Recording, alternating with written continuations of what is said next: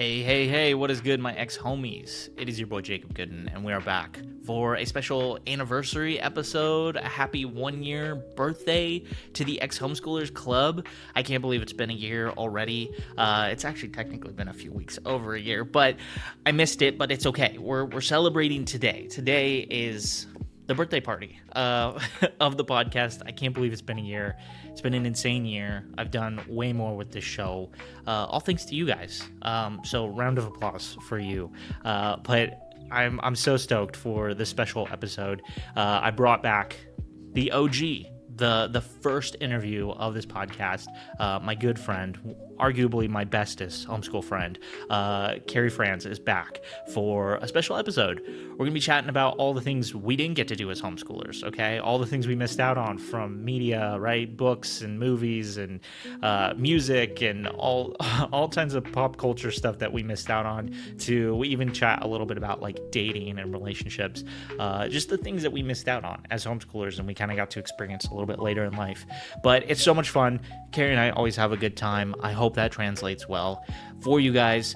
Before I turn it over to the past versions of ourselves, I have a favor to ask, and that is, whatever you're listening to this on, whatever you're watching this, consuming this on, do me a favor, go down in the comments, go down in the review section, leave a little happy birthday message, and tell me not only happy birthday, but also tell me about your favorite moment of the Ex-Homeschoolers Club. If you've been with us from day one, whether you joined along the way, whatever it's been, hit me with what has been one of your favorite moments of the show, of the episodes, what a topic, a person, an event, anything that's been super impactful for you. I would love to hear it, and I'd love to know, what can I bring you more of to keep this thing going. So with that, I'm going to turn it over to the past version of myself, to the past version of Cari, and let's have a good time.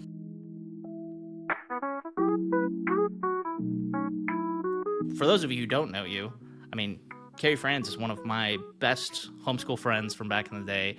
She's gone on vacation with my family. We've spent a bunch of time at each other's houses. We went to prom together. All that stuff we talked about in our last episode, which was I think the second episode of this podcast. So if you haven't listened to that, go back and listen to that episode because it was a lot of fun. That's not what we're going to talk about today. So I'm not even going to ask you your homeschool journey or anything like that. We're going to just talk on stuff we weren't allowed to do as goody two-shoe Christian homeschool kids. And I think it's going to be a lot of fun.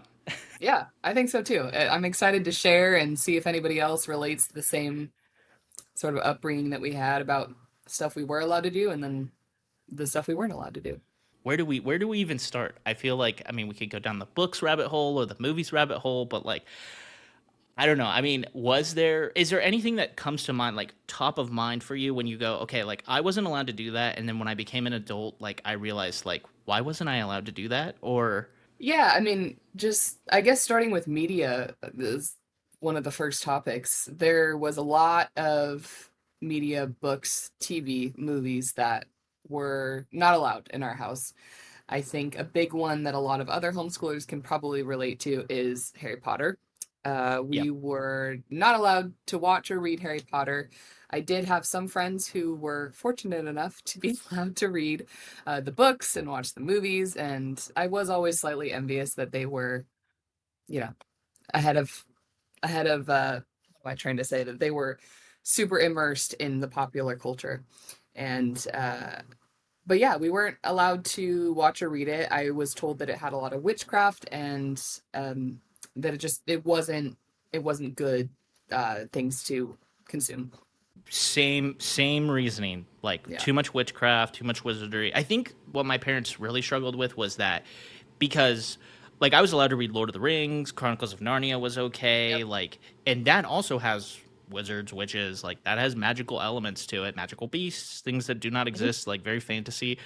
I think the difference was that Harry Potter, it was much more on a day-by-day basis that they used it, and they use it for very little things. I'm trying to even think they have, well, I'm watching the movies currently, but little spells they would do the one to figure out to pull something to if they're at the library and they're looking for a specific book, they would have a spell and they'd do it and it would come to them. as Cheat codes, opposed to essentially. right, exactly. It was like cheat codes to life, as Yeah, opposed to like Lord of the Rings. Like magic does get used, but it tends to be in like this much bigger, grander scheme. And same with like Chronicles of yeah. Narnia. Like it's very like it's kind of this like big grand scheme picture of magic, and so I think that might have something to do with maybe why our parents were not okay with it. It could be. I know for me personally, my parents early on realized that I would get nightmares a lot if we watched something that had any sort of element of scary to it, Okay. which again wasn't much. I'm trying to think of like this will out me really hard, but there is this. They noticed that I got pretty severe nightmares when I watched this certain Sesame Street episode. Which yeah, Sesame Street, you hear that and you think nightmares, how?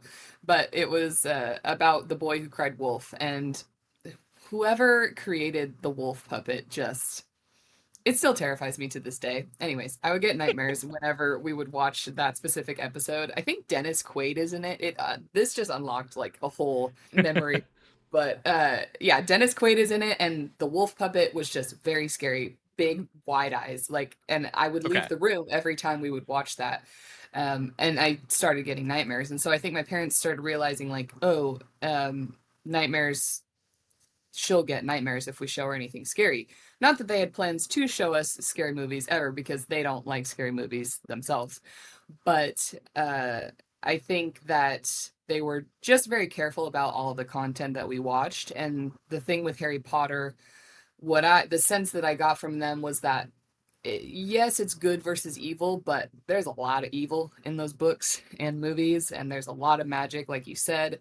Um, the kids are very persnickety and will use their spells to do things that I'm sure they didn't want us to feel inspired to do. Sneak around and use the cheat codes. Essentially, I mean, unfortunately, we don't have spells, which would be awesome. But in real life, applying that to our real lives. But Yeah. Chronicles of Narnia, I'm not I hate to say this in front of all the homeschoolers watching, but I'm not as familiar with Lord of the Rings as I think a lot of other people are. We didn't watch the movies growing up. We read the books. My mom would read the books out loud to us, and I enjoyed them, but we were really big Chronicles of Narnia fans.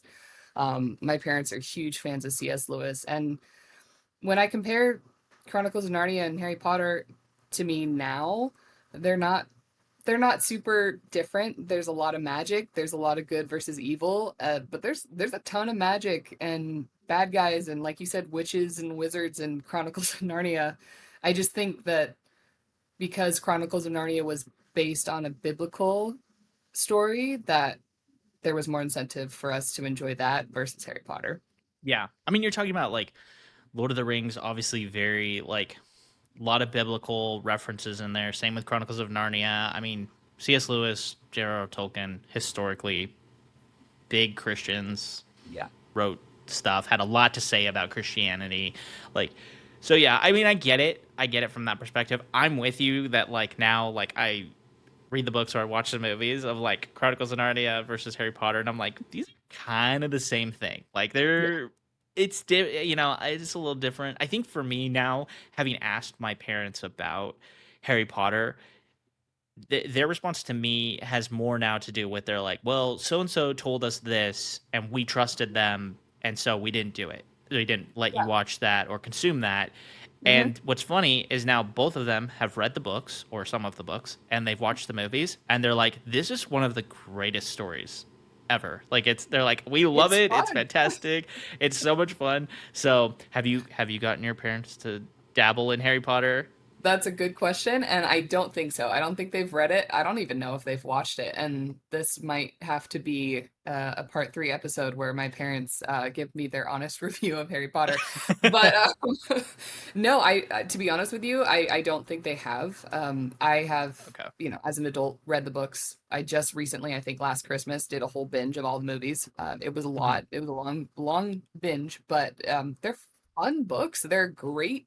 It's a great story. There's action, there's adventure, there's romance, there's good versus evil. It's great, and Yeah.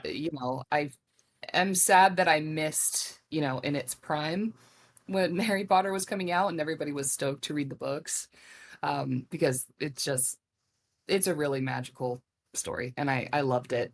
And so I think my parents would like it too. I mean, they really enjoy, obviously, my dad's a huge fan of C.S. Lewis. I have Right. read some of C.S. Lewis's books, and they are really good. He's a fantastic author, and um, I still love Chronicles of Narnia. I still wish they would make more movies. Still Yeah. hoping for, you know, the It's a Silver good Chair, my story. personal favorite book, and yeah, Yeah. it's a great story. I think Hollywood could do some really fun things Yeah. with that story. So I think too. C.S. Lewis, one of because a lot of people, if you read the books now, like we're adults, we're like almost in our 30s at this point. Like we like those books they're very kiddie books, and like they, as opposed to if you read Harry Potter through, it's interesting because they kind of age up as you they do. grow up with it, right? Like you read the first Yep, book and you're like, okay, this is a kid's book. But by the time you get to the end, you're like, okay, this is pretty. it's It's heavy. it's just written a lot different. It's Hmm. darker, all that kind of thing. C.S. Lewis has another book series called I think it's just referred to as the Space Trilogy, and I'm blanking on the Yes. names of it right now, but Oh, it's sci-fi related. yes, we read those. God, of course, I'm blanking on the name as well. Um, it's all sci-fi in space, I think, right? Yeah, but it's like the story. What's interesting is the parallel in that one is a lot more like Garden of Eden, early Yes. early Bible kind of a thing. Hmm. But they're really cool stories. So even if you're not religious, like super interesting stories, very Yeah. sci-fi. Like I love sci-fi is my thing. Planet of the Apes, Star Wars, all Star Trek, like all that stuff. I love that stuff. So I'm still holding out hope that someday those get made into a movie, because That I would just be think they really would be really cool. cool. And the stories are a lot more. I think they're more mature than Chronicles of Narnia. Yeah. Again, still love that. I was also going to bring up. Did you ever read the Percy Jackson books? I didn't, but my little sister Elia did. Okay. And she was the biggest fan of those books, that and The Maze Runner. Hmm. I was more into the dystopian, not that Percy Jackson, well, no, Percy Jackson isn't dystopian at all. I was Not more into really, no. the like Hunger Games, Divergent. Those when those were coming out, I was a big fan, but Percy Jackson was my little sister's thing. She wore the what was it? What's the camp called that they go to? She would wear the camp shirts to like homeschool It's like classes. She Half was Blood Camp or something like Yes, that. Half Blood. She was always making references to him. I think she still has a special place in her heart for that series, because I never read it, and I've heard they're good. I should add that to my reading list. They're fantastic. If you like Greek mythology, like I loved Greek mythology, and I think it's hilarious that my mom even really kind of let me read Greek mythology. Yeah. I think she just kind of was under the impression she's like, well, Jacob knows this isn't like a religion kind of a thing. And then as I got older, I was like, oh, people like actually worshipped these gods and stuff. So anyway, Yeah. but I loved Percy Jackson because I loved Greek mythology. I had a whole Yeah. like encyclopedia set basically of Greek mythology stories. And then yeah, and then Percy Jackson just like expanded on that, and I was like, oh yeah, this is like fantastic. It's like, what if the kids of all of these gods like had It's cool. superpowers in the real world? Like, it's a fantastic story. It's a Um, great idea. It reminds me of like how kids are now feeling about Descendants. I don't know if you've heard of that, but like they're the kids of the Disney villains, I believe.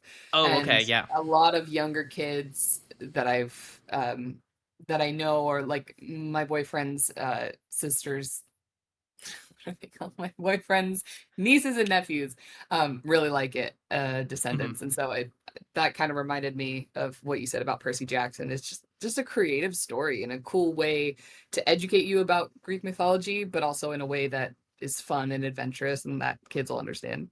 I think the other element that maybe our parents missed out on too, like this was something that when I got older, my dad did better at, was like if there were books that my parents were like kind of on the fence about like letting us read, or movies even sometimes, like he would watch or listen or read the book before Yeah, me, and then or with me, and then we could talk about it.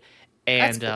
That's like really yeah, like that's why I read the Da Vinci Code, and when I had him on the show we talked cool. about that. But it was cool because that book was very controversial when we were It is. kids, because people thought it was against the Bible, when in Hmm. reality it's just like a fiction book. Really cool, very National Treasure esque to it. So, if you like National Treasure, I love National Treasure. Those movies, I don't care what anyone says. Those movies are top tier, and I oh still yeah, can like will watch them to this day. But what you said about Da Vinci Code, like, not that my parents necessarily told me this, I just kind of gathered this information on my own based on going to church and hearing what other people said about the Da Vinci Code. It, in my brain, still, that's a no-no book, that or no-no movie, or and it's so funny that you said that because I still have that notion of like, nope, you're not allowed to read that book, you're not allowed to watch that movie, and I don't know yeah, anything about what it's about. What you just described sounds like something I would probably really enjoy, but just growing up hearing that this is not an accurate depiction of what we believe, or this is going against the Bible, like you said. And so in my head, it's like, all right, we're not even going to touch it. We're now as an adult. yeah. I'm like, oh, I could, if it's National Treasure esque, I'd be down to read that. That whole series, he has a whole series. I mean, there's Angels and Demons, there's Da Vinci Code, there's The Lost Symbol, Inferno, and they're all very. They've. I read The Lost Symbol first. That's the third book in the Okay. series, and Okay. that one is very National Treasure coded. Like it is, but like I mean, you're reading about the Freemasons and you're reading about all of this history about like US, and obviously it's fiction, so some of it is a little blown out of proportion, but like it's very, you're like, I'm reading Nick Cage like go and steal the Declaration of Independence basically. And so I read Cool. that book first and I was like, I'm hooked. And then I realized, oh, the Da Vinci Code is the same character, but just totally different circumstances. And I would argue it's just as good. I didn't know that about that book. Again, like I hear the title and my brain just goes off as like, nope. So, I still have that too. There's other books that I'm like, be at a bookstore or whatever, and I'm like, oh yeah, no, I know that author's bad. Move on, next one, yeah. kind Yeah. of a thing. And I'm like, it's been interesting, kind of like break out of that now and be like, Yeah. no, I should just like read this. What's it gonna? Who's it gonna hurt? It's so true. It's like you may read it and it may be, depending on the genre of the book. Like I know if I read a super scary book, I will still as an adult get nightmares. So I'm just not gonna, that part of me is still the same regardless. My parents were very Right. right in noticing that early on, is that, you know, nightmares were a big thing for me. I remember us one time when we were kids going over to our neighbor's house and they were watching Jumanji, the movie, which was a movie we were not allowed to watch, and I didn't know anything about it, and so I was like, all right, I'll watch it, like whatever. And that movie, I mean, for a kid, is pretty scary. And we came back home, and my mom was very disappointed in us, and we were in trouble for watching that movie, and I didn't understand why, because I was just like, it was fine, like I liked it. Well, that night I had pretty bad nightmares that I think were involving turning into a monkey and giant alligators, everything that happens in that movie. And, I just remember thinking kind of like, oh, she does have a reason for some things or some rules Yeah. that she sets. She knew that that movie was going to give me nightmares. I don't know if she's ever seen Jumanji herself, but she knew that she probably read reviews on that movie and realized that it was a little bit too intense for someone of my age. And that's just my experience. I had friends growing up who were allowed to watch every scary movie and every R-rated movie because that's what their parents watched. And I mean, Yeah. my boyfriend, that's what he grew up in. He was seeing, really scary sci-fi, every genre of movie when he was very young. And that's just what he knew, what he grew up with. I was very different. I do another memory that I wanted to share that I thought was funny was, you know, our parents did their best in homeschooling. I can't imagine that it was easy at any point. And so they were just taking it day by day.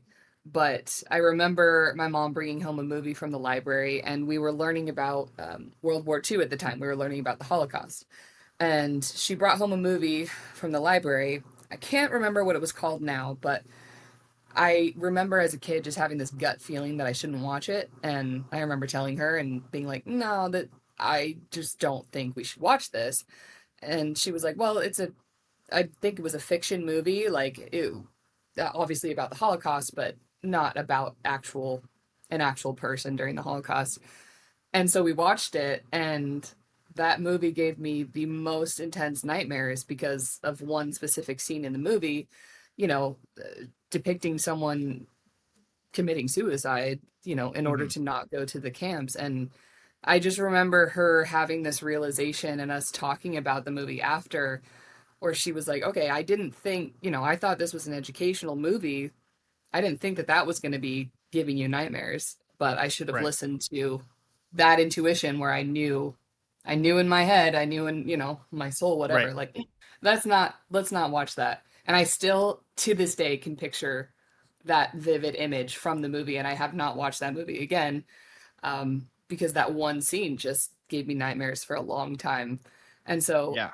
that helps me respect my parents and their choices, where, now as an adult, sure, there's a lot of things that I'm making up seeing, like, all the movies that my friends watched growing up, I've never seen. So I'm watching Twilight, I'm watching Harry Potter now, I'm watching all the movies that we weren't allowed to. Um, but it helps me respect my parents in that sense that, you know, they were doing the best they could. They tried to have some sort of, impact or Yeah. influence on the media we were consuming. And I just remember my mom saying one time, like, you can always close your eyes, because once you see something, that kind of lives in your brain. And I never Yeah. used to really believe that. And there are now, I still see that scene, and it still frightens me. That Sesame Street episode, I'll watch it. I won't watch it now. That's just weird. But like, if it were to come up, I would probably not want Right. to watch the scene with the wolf, because as a kid, that traumatized me. So I do respect my parents in that sense of, I see the reasons why we were sheltered. I don't really understand why Harry Potter was forbidden, but at the end of the day, they had their reasons. I mean, my parents, same kind of deal. They made choices based off of the information they had, and they, were like, this is a yes, no for my kid. I think what's interesting when you talked about kind of being like, I don't want to watch this movie, and kind of, I'm not gonna say your mom forced you to watch it, but like kind of pushed to watch it a little bit more. She's like, this will be fine. I don't see a problem. Yeah, exactly, exactly. Having somebody, yeah, kind of be like, it's okay, like don't worry, like it's not gonna be that bad. I think that's kind of an interesting thing because I've realized this is my own therapy coming out, but like there was a lot of times where maybe I wanted to put a boundary in place to be like, I don't want to do this thing, or I don't want to be around this person or whatever, and that kind of getting pushed to the side. And so I think that's something that's I'm learning now, where it's like, now I am able to make those decisions for myself, where I'm like, I don't want to watch this, or I don't want to read that book or whatever, and like that's okay. Like, Yeah. even if everyone else is like, this is a fantastic thing, you should really enjoy it, you're gonna enjoy it, like it's gonna be so much fun, I don't want to, and my inner gut is telling me no for a reason. Like I'm just gonna listen and like actually just like, if I miss out on something great, okay, whatever, like I missed out on something great, but I don't know, I would rather listen to my Yeah. my body telling me no than be traumatized, right? I feel that way about a movie that not just recently, within the last several years came out. I can't remember the name off the top of my head, but it was very, very popular for being quite uh over the top, scandalous. Certain scenes in that movie you never see in movies before. Of course, I'm gonna blank. It has the one of the leads is Barry Keoghan, Sabrina Carpenter's Oh, are you ex. thinking of What's it called? oh shoot, But there's some pretty grotesque. Saltburn. Saltburn, thank you. Yeah, I have not seen Saltburn, and I know I'm not gonna watch it because that's some scenes that I don't have any interest in seeing. Not that anyone watches it with an interest, but yeah, I just know that that's not not Yeah. gonna need to live in my brain. I don't need to see it. And hey, that's a good intuition to have.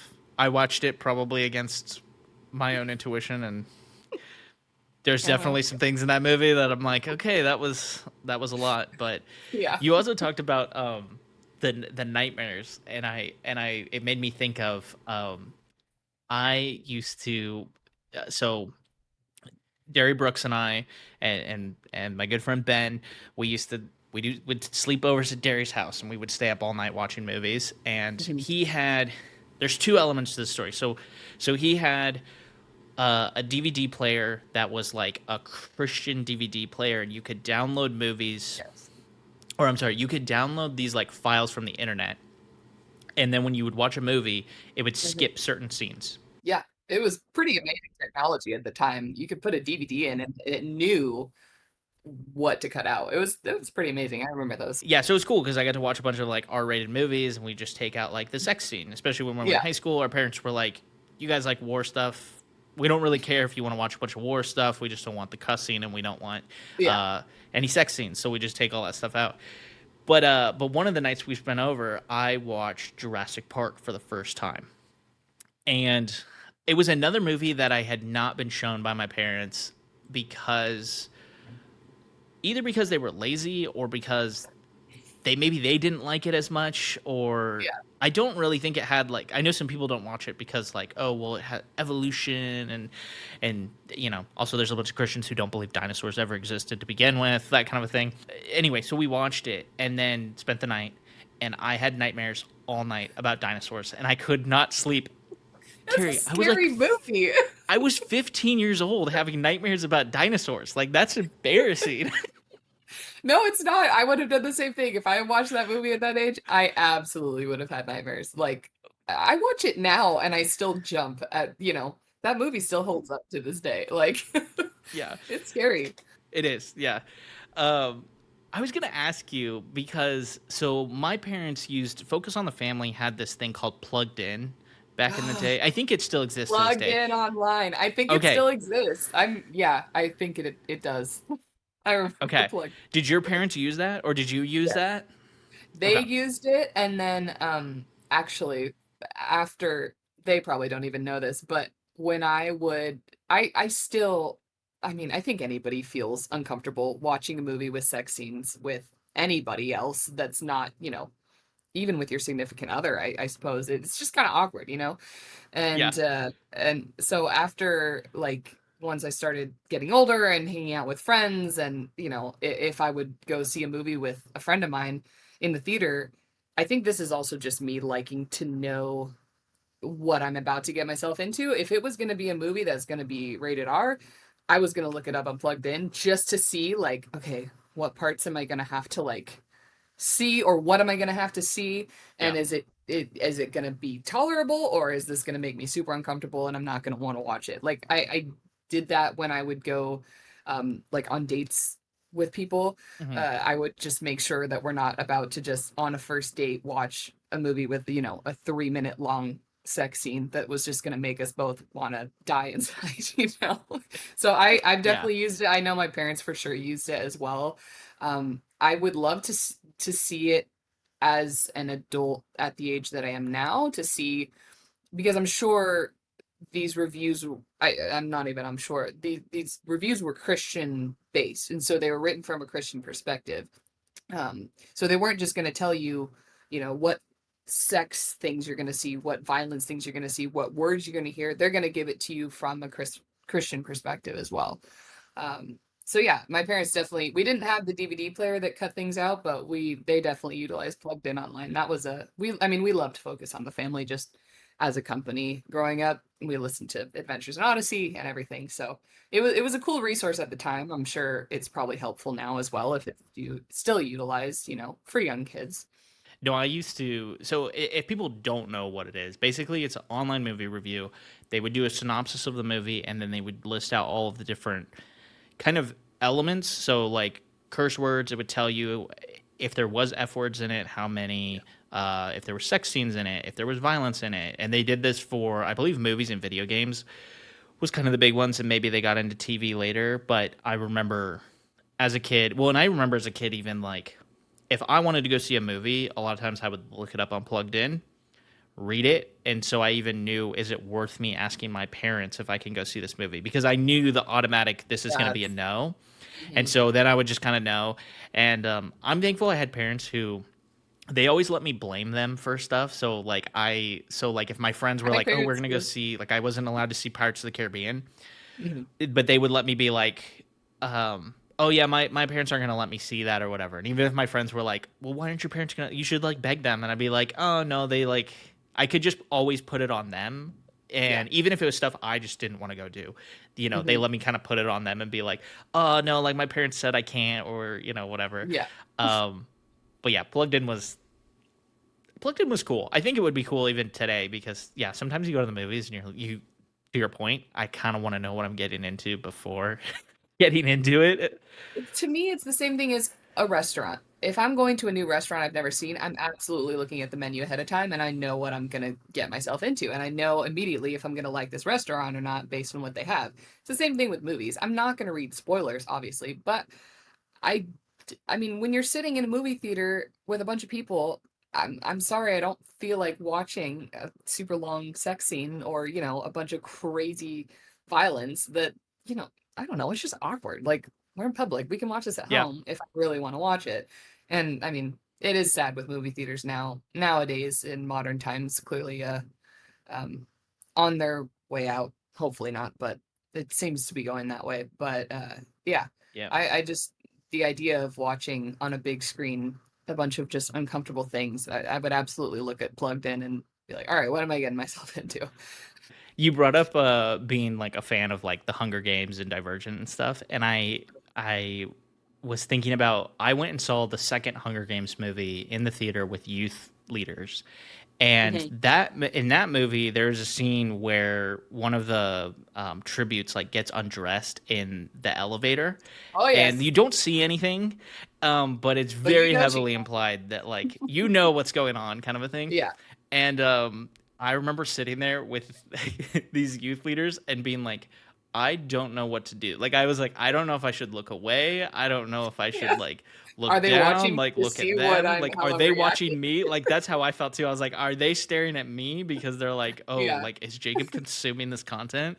Um you're like, and then also yes. I'm like sitting there going like, would my parents be okay with me watching this? Like Yeah, you're just freaking out. Like, yeah, because I mean, yeah. yeah, Hunger Games. I think that and like I know in the Hunger Games, the second one, there's a scene, at least in the book, where Finnick, one of the tributes, he's very flirtatious, and I'm pretty sure he's like supposed to be naked or really close to naked, and that reading that, I remember being like, oh my God, am I gonna have to see this like in a theater? Because I really want to watch this movie, but I don't want to watch that, but I don't Yep. remember if that ended up translating in the movie or not. But I do remember that scene in the elevator where that's just her character. She just strips down, and you're like, as Yeah. a kid watching that, Yeah. so I wanted to ask you too, because you also brought up now kind of going back and rewatching stuff or watching things you weren't allowed to watch, and you said Twilight. And I'm married to a huge Twilight nerd, and Mhm. I'm not going to say it. She's not a nerd. She's a fan. She's a big Twilight fan. But what I've learned about those books that I think is so funny is like I do. Do you remember everyone kind of being like they're super like horny, scandalous, like love story type thing? Like, do you remember that kind of being the narrative around those? Yeah, they have a very scandalous tone to them.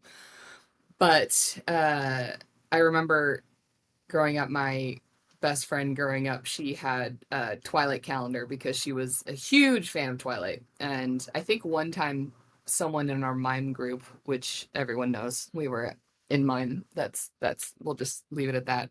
But someone came over and noticed that she had that calendar and called her out on it and was like, "You have a Twilight calendar? That's like really bad." And so every time she would have events at her house, she would take it down and hide it because she loved Twilight. She was allowed to watch it, but that was the consensus from the whole homeschool community is that it was very scandalous. It was not okay. It was just a bad series. And What I think is hilarious too is that the author is Mormon and it has very yeah. Mormon undertones, and Mormonism is very purity culture, save yourself to marriage. Mhm. Like that's a big part of their religion as well. And so like that comes across in the movies and in the books, honestly, Yeah. to some degree. Like, and I always just thought that was really interesting that like we were so against this thing, or being told we were like so against this thing that Mhm. kind of was okay in some regards. Like, I don't know, like Yeah. it was also fantasy, which some people just in general didn't love, but I don't know, it's Yeah. just funny to me that I'm like now I watch it and I'm like this is so tame. It's really tame and it's very cringe. It's really funny to watch it now because and that's the unfortunate thing about not seeing these movies when you're young. When you're young, and obviously, as years progress, cinema progresses, CGI progresses, obviously. Comparing movies now to, when you were a kid is it's crazy how much they've moved forward just with everything. But yeah, watching the Twilight movies now is like it's hard to get through, if I'm being honest. Like, and I was never like, I kind of avoided the timing when it was a huge thing. Like everyone was Team Jacob or Team Edward, and I was like, I don't know, vampires are scary, And so now watching it, it's like, yeah, okay. Yeah. I have but that's just because I didn't grow up with it. So, So, okay, so we talked a little bit about, I mean, we talked a lot, I guess, about like the stuff we kind of weren't allowed to watch, but like what were we allowed to watch? Obviously, Chronicles of Narnia was like a big one. You mentioned Focus on the mhm, Family. Adventures in Odyssey was like huge at my house as well. Like we yep, listened every week on the radio. we did We had a too. bunch of the CDs and cassettes. Like Yep, that was, I would argue that's like peak Christian media. 100%. Oh my Okay. gosh. Like I bet if I listened to those cassettes now, I don't know how I would do that, but if I had an opportunity to listen to those cassettes, I would remember the audio bits, I would remember my favorite episodes. Like those were so fun because it was like a book on tape, but they had such talented voice actors and stories that it was like watching a movie, but you're not. You're just sitting there listening to your boombox. It was so cool. Yeah. Like I vividly imagined, all of these stories and all of these things taking place, and it was just so fun. Yeah, you could like see who these characters were, which was really cool. I mean, Mhm. I think that's also what kind of made us into like theater and stuff too, was just the fact that like, I mean, that's what that was. It's just radio theater. Mhm. And yeah, I got to go. I'm so fortunate. So Focus on the Family, their headquarters is in Colorado, and Okay. they have at their headquarters they built a Wits End Really? from Adventures in Odyssey. Yeah, and so you can go get a milkshake and like hang out. And it was cool. I That remember is it being cool. like, it's been a long time. I don't know what it looks like now, but they have this gigantic, it's not even giant, it's just a section of the place, and then they have like a gigantic slide kind of like in the Oh, show, and it's just cool. yeah. It's a fun memory. Well, and I always thought it was funny because I would imagine what these characters looked like. And I remember because I think we listened to it on the radio and had the cassettes. We didn't, once they started getting bigger, they started providing like artwork of what the characters actually Right. looks like. And I remember being like, that's not my wit. That's not Connie. I don't know who that is, but it was totally different. Connie, I think her name was. It was totally different how I imagined they looked. Right. And then when they released drawings of them, I remember being like, no, that when I hear it, they they look completely different. Yeah. No, 100%. No, I'm like, this is not. Yeah, I think that's true for like a lot of things though. Like you read a book and then you see it. Like Oh, it's very absolutely. rare. I feel like that you find something where you're just like, oh, they nailed whoever, Mhm. like your version of what that person looks like. Yeah, um you've had so many cool like experience. Like the fact that you got to go to Wits End. Also, another thing I remember you did that I was super jealous of is my favorite band growing up was Pure Energy. And I don't know, the real like homeschool Christians would probably know who they are. They do not exist anymore. They haven't existed for a long time, but they were a really cool band. Christian pop, like EDM. I don't know if I'd classify it as EDM, but it was these three kids, two girls and a guy, and they made such cool music. And you got to see them in concert. And I remember just being like incredibly jealous. Oh yeah, no, that was, it was interesting because I feel like I saw them. I was maybe a little too old to see them. I was kind of out of that Probably. era of Yeah. myself, but it was cool, and they were very much like Jump Five is another band that a lot of they were Jump Five was their mentors, and so Jump they were a little five. bit. Jump Oh, Five was more mainstream than I think Pure yeah. Energy was, but Energy, and it's not energy the word, it's No. Oh, NRG. gee. Um, Yeah, gotta clarify. and they were cool. I mean, backflips on stage. They were doing backflips before Benson Boone was doing backflips. Yeah. Like they so true. It's so true. They worked their asses off. Like they were not only talented singers, they were triple threats. Like they the Yeah. backflips, they had the Britney like microphones. They were cool. I wanted to be them so bad. You know what's so funny too is like, so the reason I saw them was because the church I went to, my grandparents' VBS at their church, the Vacation Bible Mhm. School, during the summer, and I'm the reason I say I was probably too old was because I was too old to go to Vacation Bible School. So I must have been like high school, maybe like a freshman or something.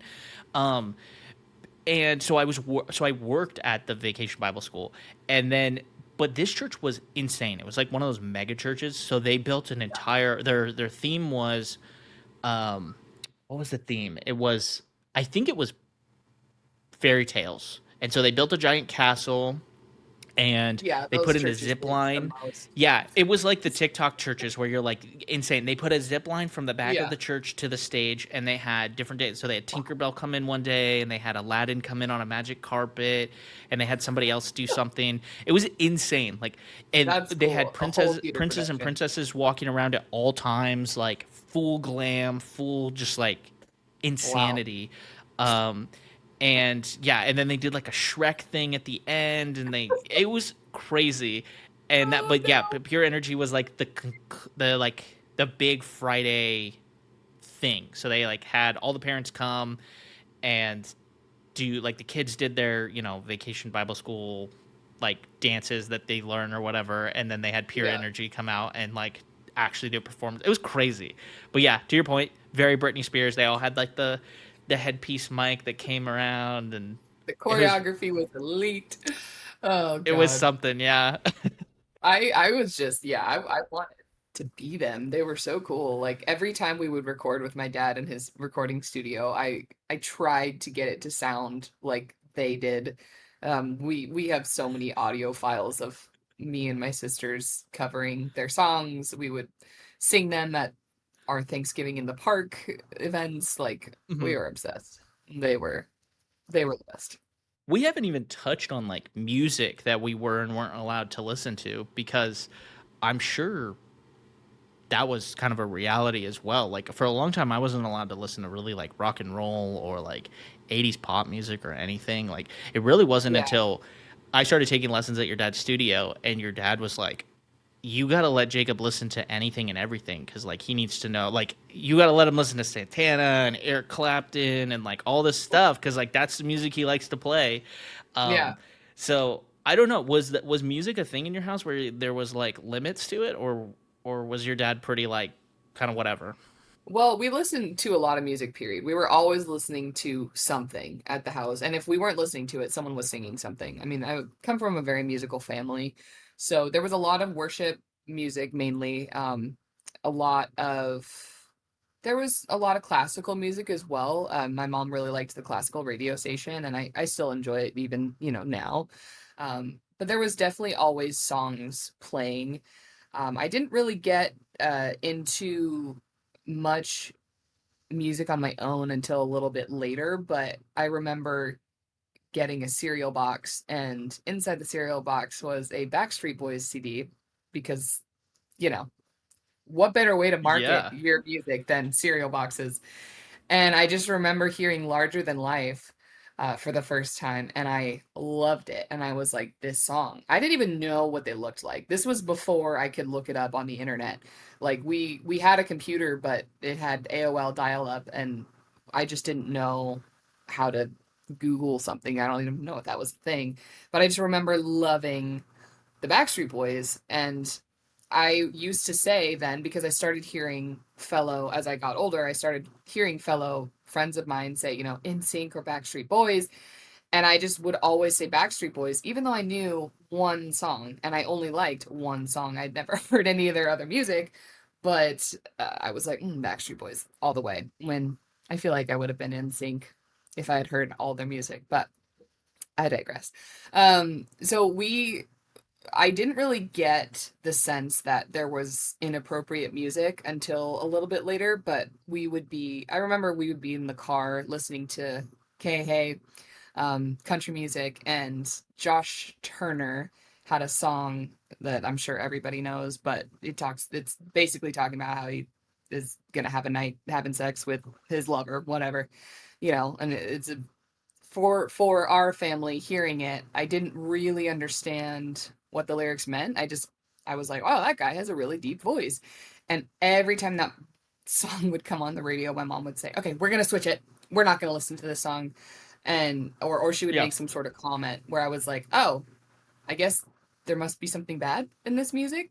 But I didn't really understand what sex was even at that time. So I was like, but I knew that that was a naughty song or a bad song, um, as a kid. And then, yeah, as I grew up, I got exposed to a lot more music, and, um, but there wasn't anything specifically that I remember being told you can't listen to. Um, my mom kind of rolled her eyes at the Backstreet Boys CD, but I was still allowed to listen to it.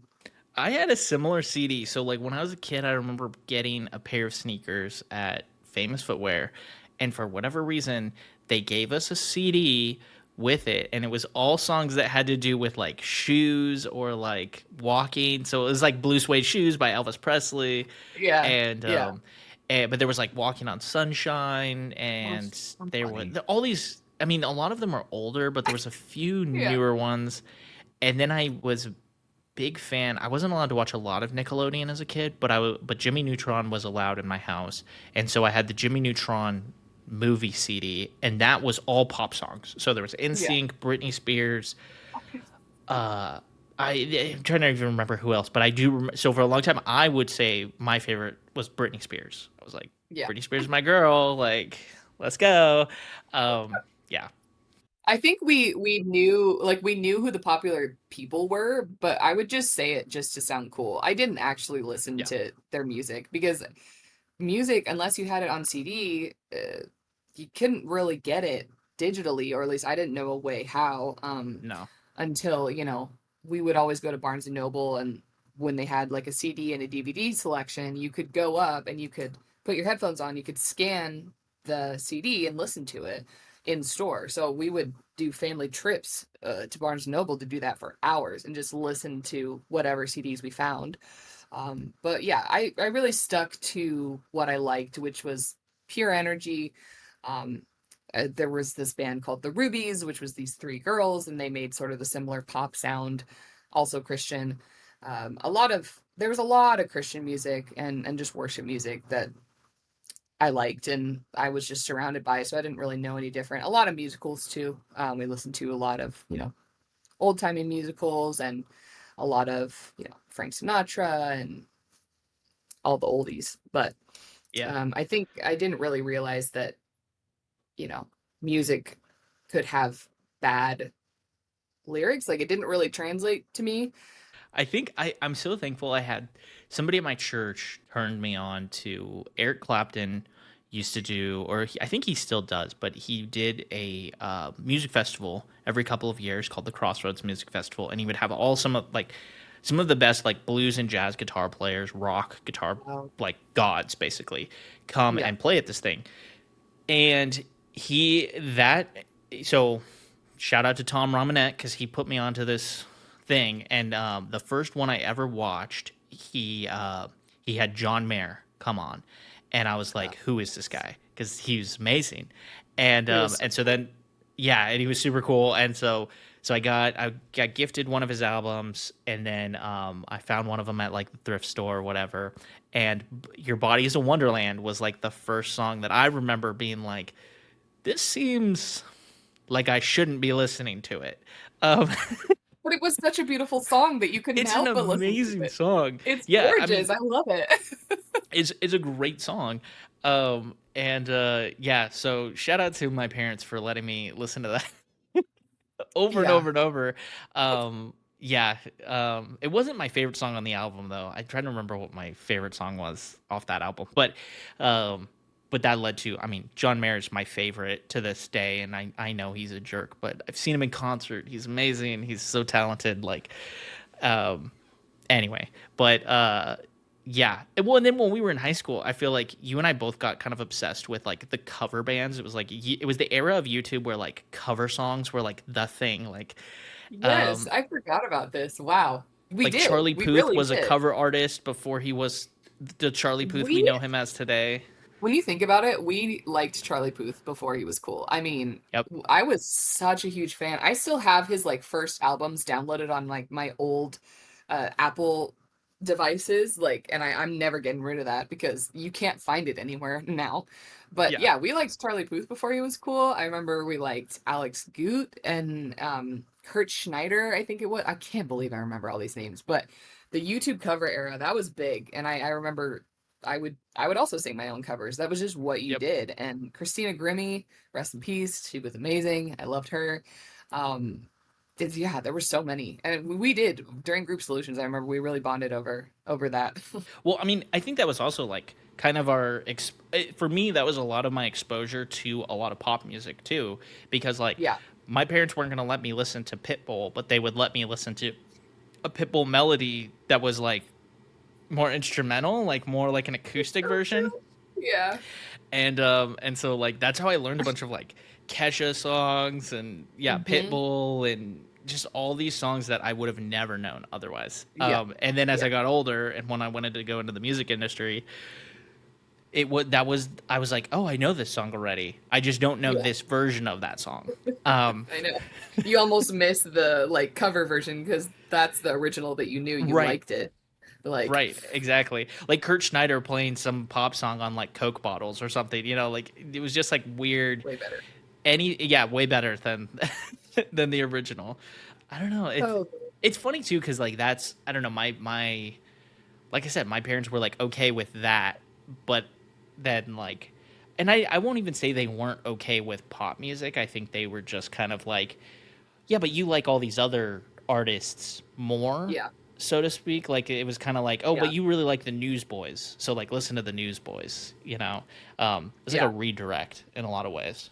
Yeah, like, okay, well, you want to listen to this pop artist, but this Christian pop artist does kind of the same thing. Why don't you listen to them? Yeah. Right. And yeah, that's definitely, we were surrounded by a lot of that. And just, yeah, going to VBS and then group solutions and everything. It was just, yeah, I was very surrounded by Christian music. I almost didn't really know much about pop music until much later in life. I feel like then I discovered everything and figured out who I Yeah. like. It turns out I really love Pitbull.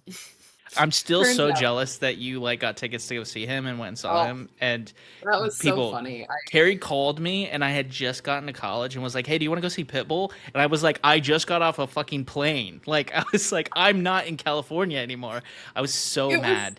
It was so random. I won them on the radio and I knew I liked Pitbull, but I think that concert opened my eyes because I and this was before like I knew how to do makeup. I didn't really care about dressing well at all. And so I was like, I want to be comfortable. I'm going to go to the Staples Center in my, my hoodie and my sweatpants and no makeup. And I had bright pink hair. So I looked really out of place for someone at a Pitbull concert. And I knew all of the words and I was rapping everything. And I had such a blast. And I still want to go see him in concert again because Yeah. I'm such a fan of him and his music. And yeah, that's right though. I forgot I asked you and you were at college. Yeah.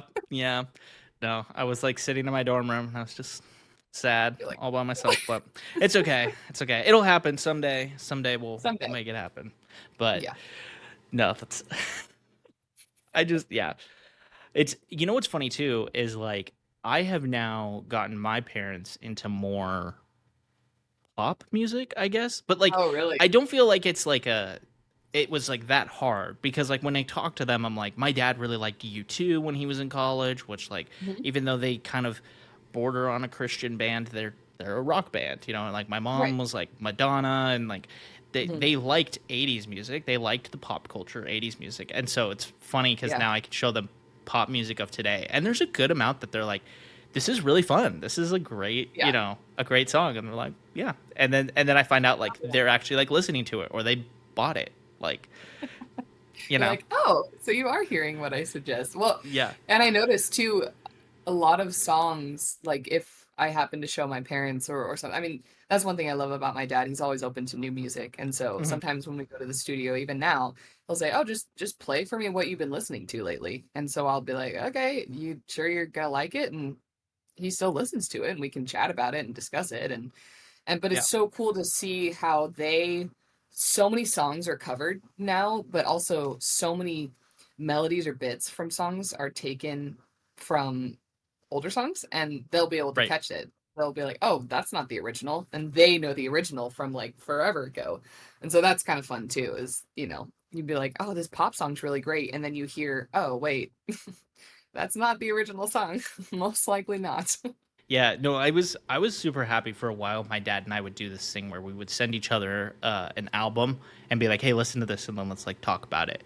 And so Yeah. I had sent him, I made him listen to Chance the Rapper, which I thought was Mhm. pretty big, but Okay. also like not that hard. I mean, Chance is Yeah. Christian guy, so I was like, okay, you'll like this. And then Mhm. it was at the time when before we knew, I mean, we knew that Kanye was crazy, but it was before Kanye really went off the deep end. And I sent him a Yeah. Kanye album and had him listen to that, and it was cool. We got to like have a great conversation about it, and like, what Well, did you like, what did you not like, and like, my dad's biggest thing is always like, I don't the speed of rap is too much for him. He's like, I can't yeah, get there with it, that's which is fine. understandable.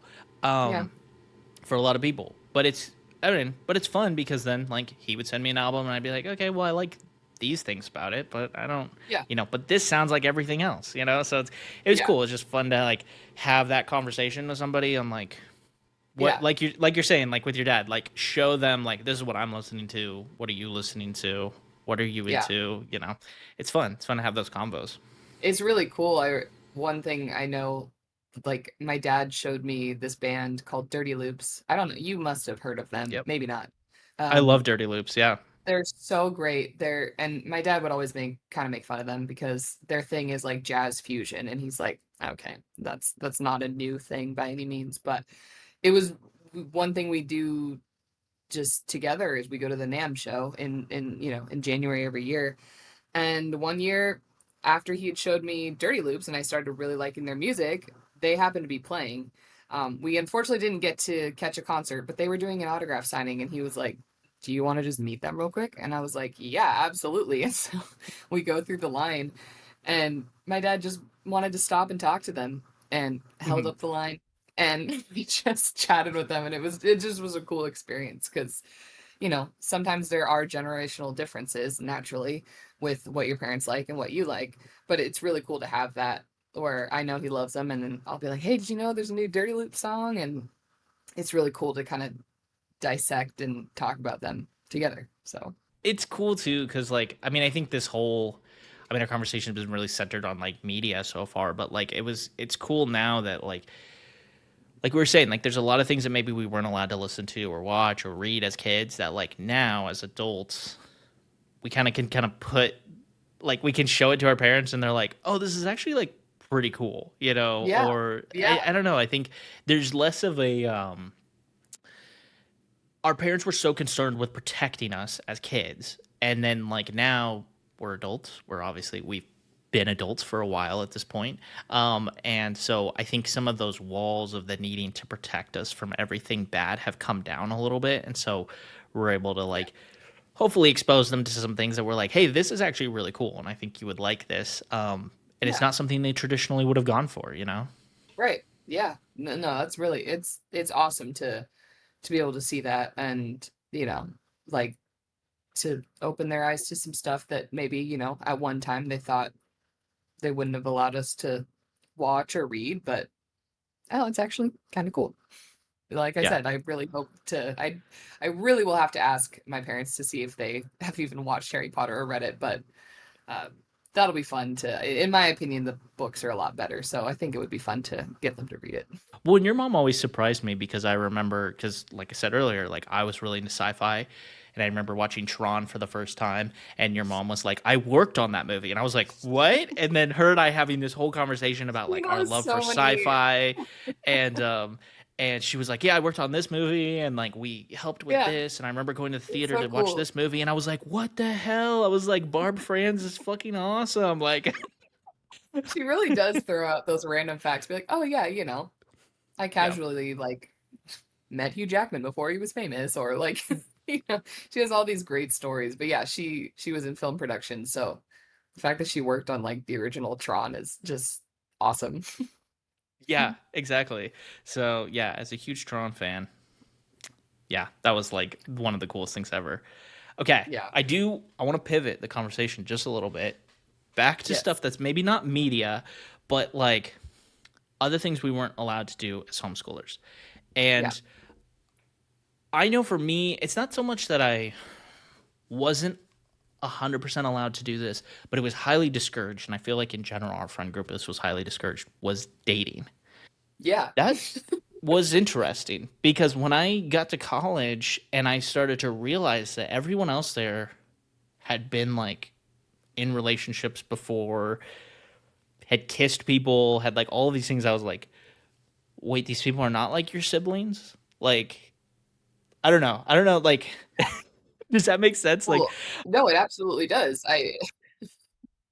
I was thinking because you're homeschooled for one, so you're at home all the time, and people assume that you don't have friends. That's absolutely not true. But to go off of that, the group that we were homeschooled in, you're right. A lot of we acted like siblings, they were your brother or your sister in Christ. There was no encouragement or really any push to date. Um, I remember kind of asking my mom at a young age, like about dating, but I don't think I even knew what dating was myself at that point.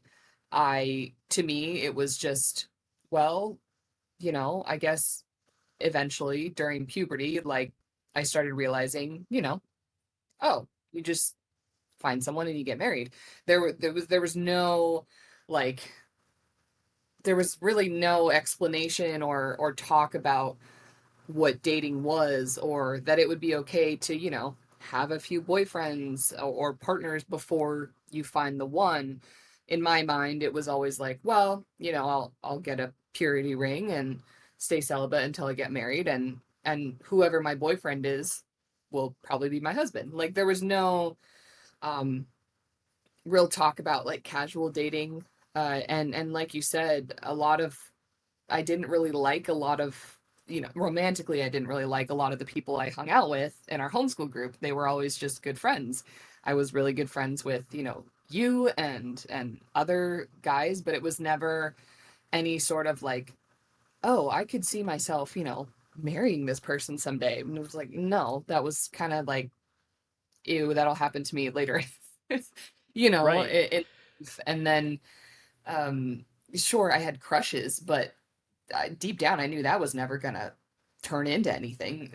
It was way too high to obtain it for me. I could just have the crush, and that was gonna be kind of where it lived and died, and I was never gonna have the confidence to ask a guy for his number, or I didn't even know how to do any of that.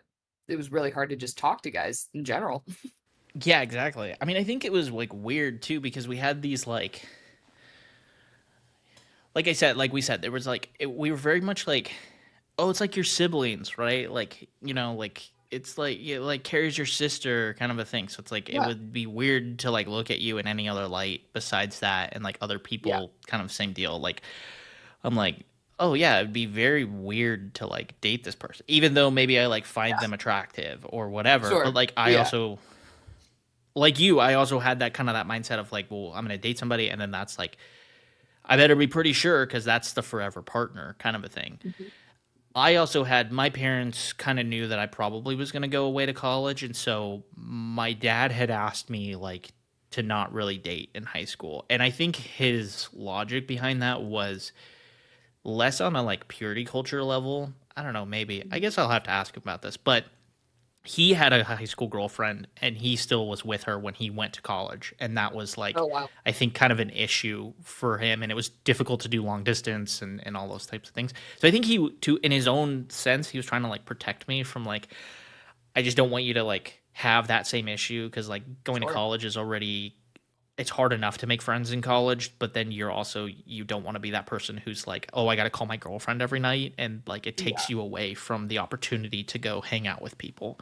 And so I Yeah. think he had this kind of like protection of like, just wait, like you'll maybe meet somebody in college or like after college or whatever. But it made dating really weird because, like you, I had no clue what the hell I was doing. I was like, I know I'm supposed to maybe ask somebody out, but like, how Don't do know I do how. that? And then also, how do I do that in a way that's like, I'm not asking them out as like friends? Like, because that was, I Yeah. mean, I hung out with so many of you guys like in high school and stuff, and it was always just like, oh, let's go get coffee or whatever. And I Yeah. didn't ever think of it as like weird. It was very much just like two friends getting coffee. It was never weird. Yeah. Like there were people that I saw at different levels that I was like, oh, that's Hmm. crush status. So if they were to ask me out, whole different ballgame. Like I wouldn't know what to do, but I knew that that was going to be different than, like you said, oh, let's just go to the movies like all together. Let's just, go on vacation. Let's just, like whatever we would do, we were always so close with each other that it felt very like, oh, they're just my brothers. Like except those two guys. Right. Those guys are on higher pedestal. If they were to ask me out, totally different. Wouldn't have known what to do. Yeah. But and in fact, they did not ask me out. But like, I don't know. We're still figuring out myself. Like, let alone Yeah.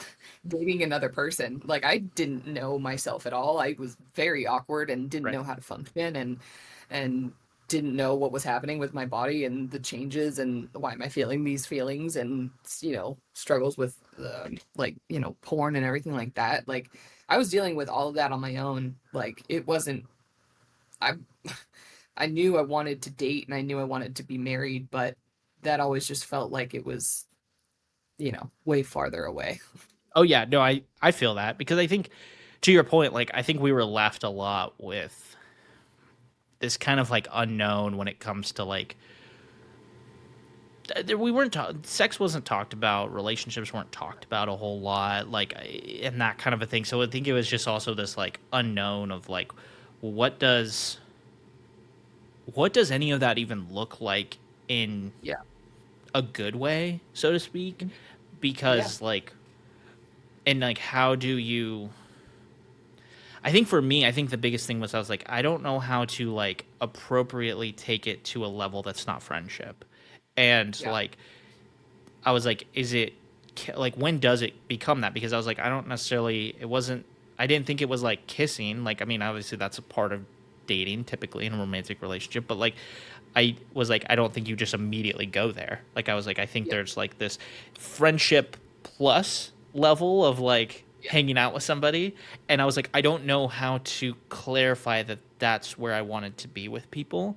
And so, like, I Totally. was even thinking about the fact that, like, because we went to prom together. I remember you Yeah. calling me and being like, hey, you want to go to prom? And then this, like, disclaimer of, like, but, like, we're just friends. Because it's like there's this thing that's like, That's well, funny. okay, you're asking me to prom, like, what does that, is there subtext to that, right? Is there something Yeah. Yeah. additional? And Sure. it's like, you I know, didn't know, you and didn't I did know. the It's same like thing the X next deals. year, Gotta right? clarify. Yeah, yeah, exactly. Well, and I did the same thing the next year when I asked Julia to go to prom. It was like, do you want to go to prom?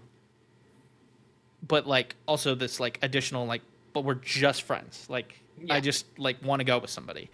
Yeah. Um, and I think that was like it's weird because I don't like I talk to other people about their prom experience and they're like there wasn't a disclaimer on it, and even if they were just Yeah. friends, like, and I'm like that's such an interesting thing that like we kind of had to add this little extra hint of something on there to be like, yeah, but it's not like the Yeah. movies. It's not like We had to have the disclaimer because we were, at least I was like watched. Like it was good. I mean, not that anything was going to happen by any means, but it was like I didn't want anyone to think, friends, family, other chaperones or adults, I didn't want them to think that it was anything more than just friends.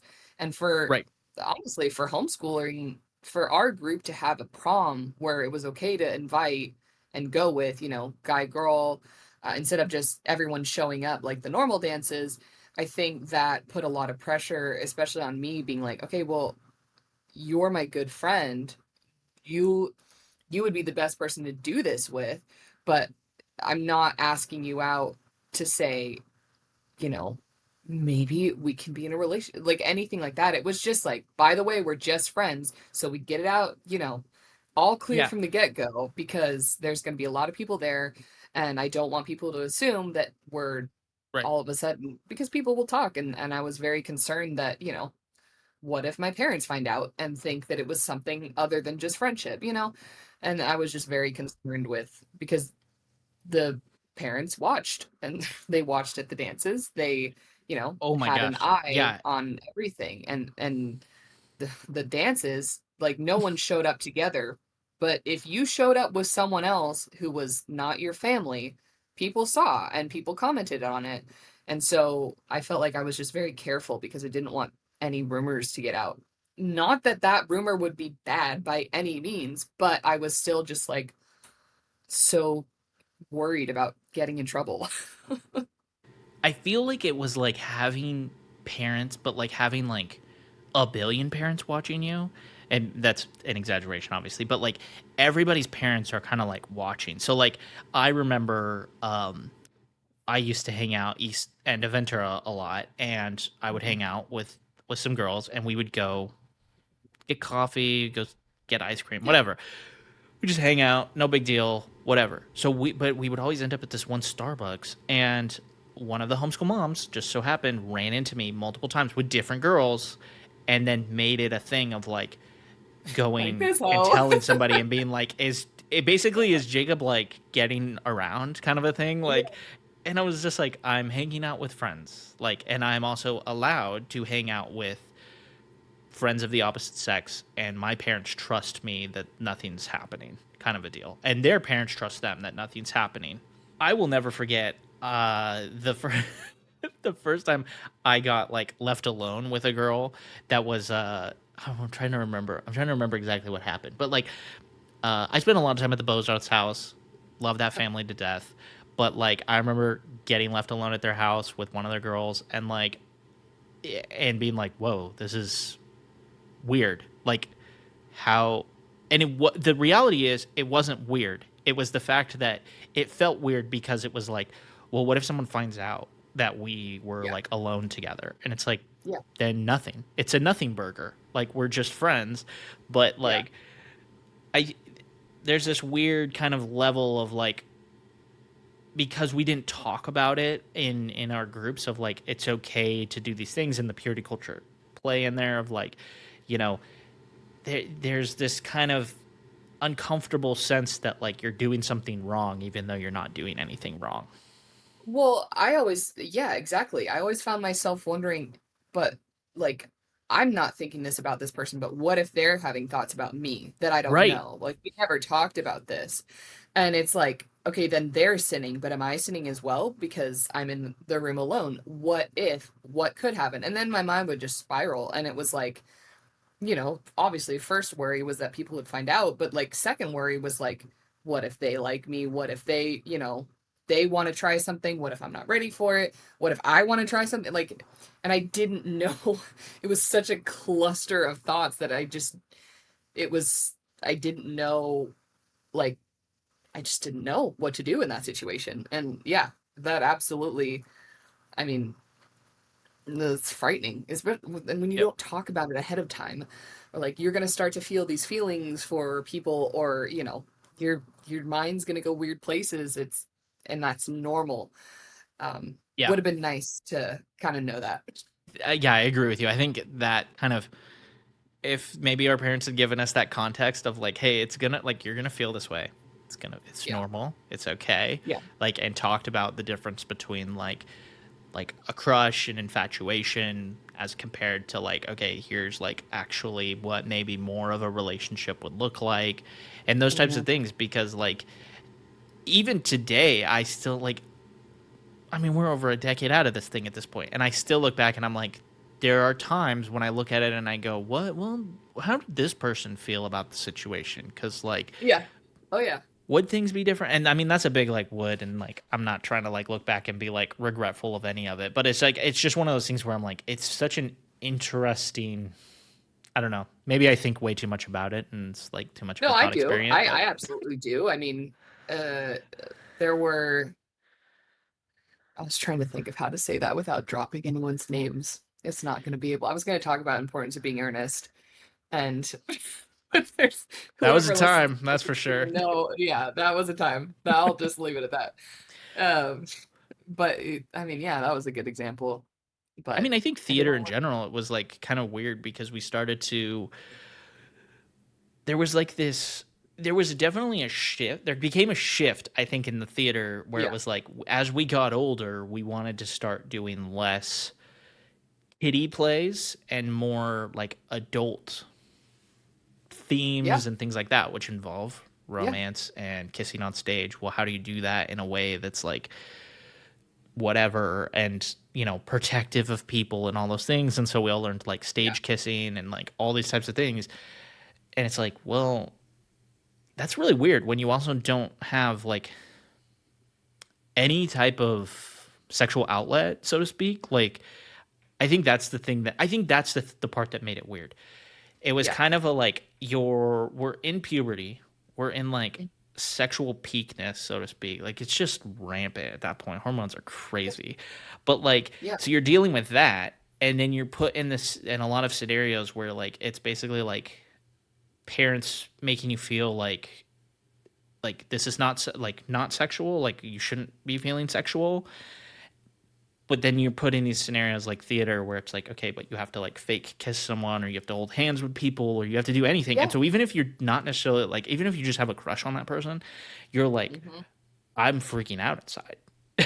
Yeah. Yeah. I remember feeling the exact same way. I was in a show. I will not disclose what show, but I was in a show where I had to be in love with someone.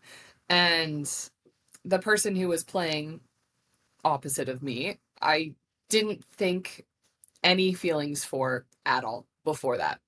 Like, not a thought. Was a cool person, but that was about it. By the end of that show, I had such a raging crush on this person because you have to be put in these situations that I had never been put in before. And Right. like, I have to hold hands with this person. I have to touch this person's chest. I was like really weird about that because I didn't grow up with brothers. I don't know how to put that, and but like the male species was just so foreign to me. I didn't know anything about them. And now I have to be super close with one and act like I'm in love with them and sing a song where I'm in love with them and, the fake kiss and you have to hold their hand. It was so funny how convinced I was that, oh, this is reality. This is how you fall in love. Is I have a crush on this person now. And then the show ends and you go about your life and you never see that person, like Right. aside from random times. And I just remember being so confused because I was like, wait, this this felt like what love was. Like this felt so fun and so good. And I didn't even like this person, but now I do. But it's because of, in theater you have to act. And I couldn't like I couldn't separate that from reality. To me, it felt like Right. reality.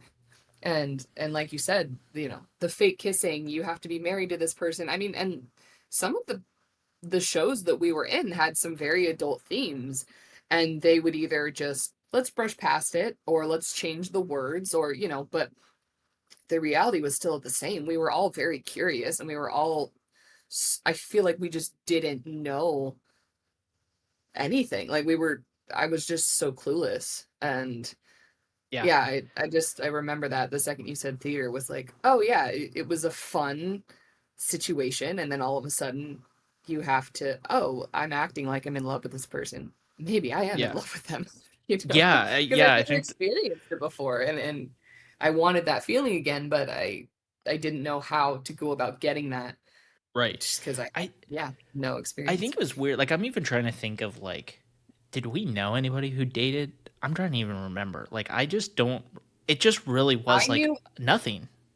everybody had crushes on people, and everybody, oh, it was all about who likes someone, Right. you can like them, but if you like them, like them, it was a big deal, but no one did anything about it. I Right. I just had crushes and I would try to talk to that person, would fail miserably. I'd write journal entries about that person. I would write little fake letters to that person. Like everyone and their mother knew I liked that person, but didn't do anything past that. And I don't know anyone who succeeded at doing that. And I don't know anybody who really talked about, like, hey, it's okay to ask someone out, or it's okay to, go on a date with this person. Like, I don't feel like anyone really did that. And I Yeah. didn't know anyone who had girlfriends really, or boyfriend. Like, nobody I knew dated anyone. It was all just like fiery crushes that no one said anything about. I think that's also what made it even more awkward in the long run was the fact that then like you don't want to be the first person to like break ground on that, because then like Yeah. you're gonna just be bombarded with people always asking questions and like I don't know about you, but like also like I know that like there was kind of also this push for like in addition to like the purity culture stuff, this like courtship thing and like Yeah. having parents be very involved and other people be very involved in your relationship and like very much giving it to God and like it's like a community activity, so to speak. And then like Oh, so weird to think about it now. Like, yeah, because in the Bible and the books that I read, it was always about courtship and, like you said, having family involved, and there was no sense of privacy if you went mhm, that route. And I remember being conflicted because it was like, but this is my thing. Like, I remember when my mom found out who my big crush was, and I got punished because, not for having a crush, but because I was so intense with it. I was making other people uncomfortable because I just didn't know what to do or how to handle the crush. And I remember right. feeling awful because I was punished for having a crush, which was a natural feeling, but I wasn't coached on how to deal with those feelings or Right. encouraged, like, if you really like this person, there's ways to tell that person between you and that person. You don't have to have your family involved, and it's such a weird thing to think about now, the idea of courtship and having people involved, because there was no sense of privacy, and it Yep. was that was just normal. And when you get out of that, it's like, whoa, like you said, it was a community event if someone had a boyfriend or a girlfriend, which is feels very old timey. When I got to college, it was very interesting because like I knew that I was like available to date at that point. But Right.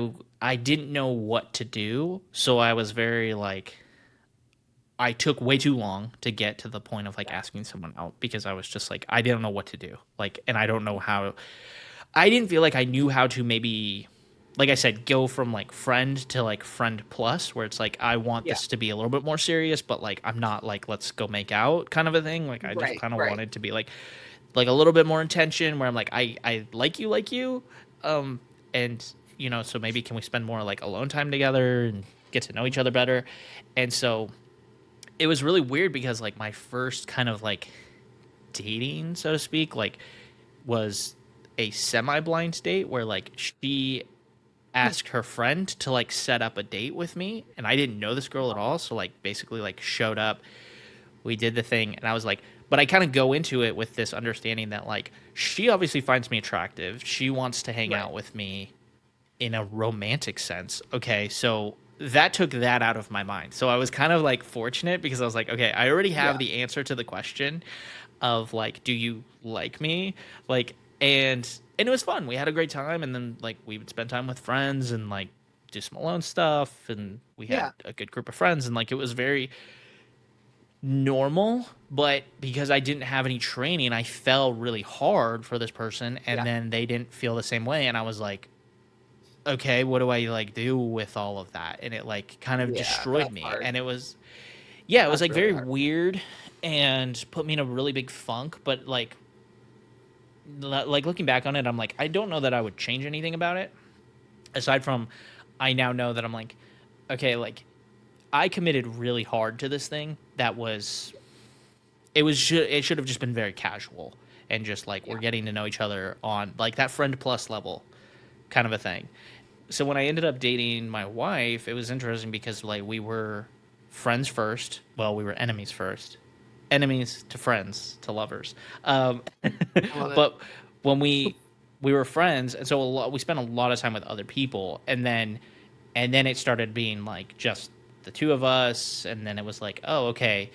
And I took forever to get to the point where I was like, oh, I think I like you, kind of a thing. Hmm. And Yeah. that was, I mean, when I asked her out, I'm sure it came off sounding so awkward because I was like, I want to like take you out as like Yeah. more than friends. Like I think I did the opposite of like the prom thing where we're like, but we're just Right. friends. Like I think I did the opposite where I was like, I want to go do this thing, and she's like, yeah, let's go do it. I'm like, okay, but like just to clarify, like more than friends, like like um Crash and and burn. Like, how do I yeah, say this? I'm exactly. just gonna go for it. Yeah, exactly. So I think I like went the opposite way with it, where I was just like, okay, now instead of clarifying, we're just friends, I need to clarify, like, no, like, I want Yeah. to pay. I want this to be romantic. Um, Yeah. Yeah. yeah, which I mean, hey, it worked out, so you know, it's okay. But I was gonna say you're good, but yeah, but it was like a very weird because she doesn't have I think the dating hangups that like I had, where I was just kind of like right. because even in our relationship, it's like I didn't know how to progress through the different like levels of a relationship to get to marriage even, and like I Yeah. think that was just a very I had competing things in my brain where I was like, Yeah. am I in it fully with this person of like I feel romantic towards them, but like I was not sure if they were like the one, Yeah. and so like I think it was weird. It was very strange because like we mentioned Yeah. earlier, there was kind of this like once you start dating somebody, that should be the person. Like you made your All or nothing. choice. Yeah. Yeah. There was no gray area for anything, and it was once we started getting older, we saw people get together and get married very fast, and I knew I didn't want that, but I also knew, well, but I have to pick the right one because that's going to be my husband. Like I Right. can't, there's no other option. And when I started going to college and started seeing the rest of the world didn't do things that way, it was very scary, and it made me like not want to take part in that. Um, and then, I got my first boyfriend at 23, and still had no idea what I was doing.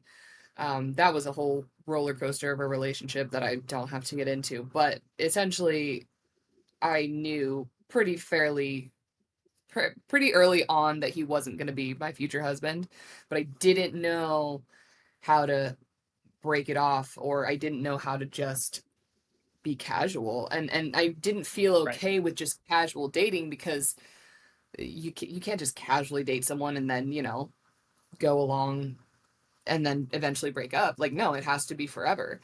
And so that caused me to spiral severely when I we ended that relationship, and then I dove deep into a lot of unhealthy relationships and expected, like how you said, I fell really hard for those people really fast, and my brain didn't know that that I was falling so hard for these people, and then I was so upset when they would ghost me or cut me off, because it was like, wait, that's not what's supposed to happen. And then it was just this repetitive cycle of like it kept happening, and then it was like, this is not what I thought was going to happen with my life. I was supposed to find the one. Right. I was supposed to find the one. I put it all on myself, and then it's hard when you fall so hard for someone, because and I didn't know better. I was like, well, this is the person. Fall hard, get broken up with. Oh, wait, I guess that wasn't the person. Do it again. Instead of just Right. stepping back and allowing myself to just be friends with people and realizing that it does kind of just happen when you're not looking for it. Like I tried so hard to find the one, and when I did, it happened when I was least expecting it, which I think is Yeah. hilarious. And like we Same. were just Yeah. friends. and I didn't know how to, I had learned from other relationships that, I had decided that guys wanted sex, and if they wanted that, that's what was going to happen. And so that just, I did that pattern repeatedly. And when I met my now boyfriend, I was like, okay, that's probably all you want, right? And then it was like, wait, you're a genuine person? Wait, we're really good friends? Wait, we just spent a week talking every single day, like, and we couldn't even think about hugging each other because it was awkward. Like, it just was different. And Mhm. and that's really just, I feel like that's how it happens. It happens when you're least expecting it. And growing up so unaware of what happened during dating caused me to kind of, I don't know, just have these expectations for each person that I dated, that they were going to be my future husband. And when they didn't meet those expectations, it was just that repetitive cycle, which sucked and Yeah. was really, hard, because then you meet that non-toxic relationship and you almost sabotage it yourself because you're used to toxicity. Well, and the thing about like building a relationship, I mean, Maddie and I were together. We got together. I was 19. We got married when I was 22. So we were together for 3 years. 20, about to be 29. So I mean, there we go, another 7 years. But like, we went through so many things as a couple before we were ever even like broaching the topic of marriage. Of like, the her taking care of me. I had surgery. She took care of me. My grandma died. She was there. She was part of that. She was like supportive. And so like all of these things that I think I was under the impression that they were like, these were things that, yeah, happen with a significant other, but like more in the context of like marriage, where they would support you for Sure. that I kind of a thought the thing. same thing. And so when I started to see that, like, okay, somebody could be those things for me, or just be there to support me in times like that, I was like, oh, okay, like this feels a lot more solid. Like it was different. It really solidified to me that like our relationship was more than friendship, but yeah, and it was on the way to marriage. And so I think one of the things that you brought up that I think was really interesting is like your mindset of like guys are just in it for sex. And I would agree that a lot of guys I think are kind of, Yeah. that's what we're told all like growing up, is like guys, that's all we can think about every however many seconds or whatever, we think about sex. And I think that it's kind of, it's been so baked into society that that's the reality for men, when the reality is like we also want a lot of other things. Like sex is a Yeah. component of a romantic relationship that we, of course, I think everybody should want that. It's very normal. Sure. That's Yeah. human. That's human. Yeah. But like there's a lot more to it, and I think a lot of guys get robbed of that because they're not told like what else they should be like looking for, like the emotional component of a relationship. And so you end up with like guys that are really crummy because Yeah. they don't know how to give a partner like the emotional side of themselves, because they're just, it's all physical, or what they've been Mhm. told is just like it's physicality. And so Yeah. hopefully we can get to a point where it's like we can kind of start to balance the two a little bit more, where Yeah. it's like, Absolutely.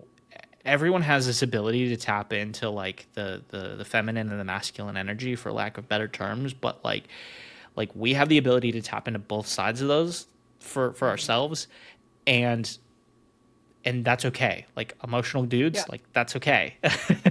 And like I've met your boyfriend, he's super cool and very open, and like the way he talks about life, I'm like, this, he seems like a much more well-rounded person than like a lot Yeah. of dudes. And Yeah, and that's what caught my attention, is that he wasn't like other dudes, or at yeah. least dudes that I had, guys that I had been with in the past. And it was like, and he said early on, it was like, he, like you said, he did have that mindset of like, sure, sex is a part of a relationship, whether you have that before or after marriage depends on the person. But like, the biggest thing for him was personality, and he really fell in love with my personality and who I was, and I was able to do that as well. And like you said, go through all of, I mean, we're not married yet. We plan on it, but we're not married yet, and we've gone through so much together as a couple, and you have to, in my opinion, in order to build that relationship. And like you said, you realize that, oh, we went through like hell and back and we did it together. Like if you're in it for that.